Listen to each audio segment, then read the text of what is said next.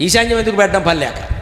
ఈశాన్యం పెట్టమని ఎందుకు చెప్పారు? ఈశాన్యం ఈశ్వరుడు దిక్కు, ఈశ్వరుడు మోక్షాన్ని ఇస్తాడు. మోక్షం కావాలంటే ఈశాన్యమే బరువు పెట్టద్దంటారు. వాస్తు ఎంత గొప్పదో చూసుకోండి. పిచ్చి నమ్మకాలు కాదు వాస్తు అంటే.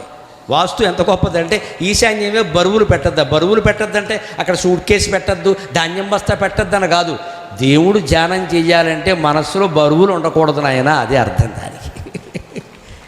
ఈశాన్యమే బరువు ఉండదంటే నీ మనస్సులో ఏ బరువు లేకుండా చూసుకో, అక్కడ కూర్చో. అప్పుడు కూడా కూర్చొని ఎవరన్నా ఫోన్ చేస్తారో వెంటనే నాకేమంటే అంటే నీకు పూజ అక్కల ఫోన్ కావాలి. అక్కడ పూజ చేసినప్పుడు ఫోన్ ఎందుకంటే దరిద్రం కట్టిపారాయిక మళ్ళీ కొడుక్కో కోళ్ళకో భార్యకో చెప్పి ఫోన్ చేస్తారు కొంచెం అర్జెంటు పూజలో ఉన్నా సరే ఇచ్చేయండి. అబ్బా ఎవడు ఫోన్ చేయడు, యమధర్మరాజు వచ్చి లాక్కెళ్ళిపోతాడు అక్కడి నుంచి.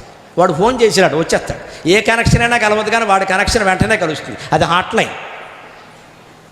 మన పూజా మందిరాల మీద మనకి శ్రద్ధ లేదు. ఊరికే దాన్ని ఈశాన్యంలో పెట్టామా లేదా, కాశీ నుంచి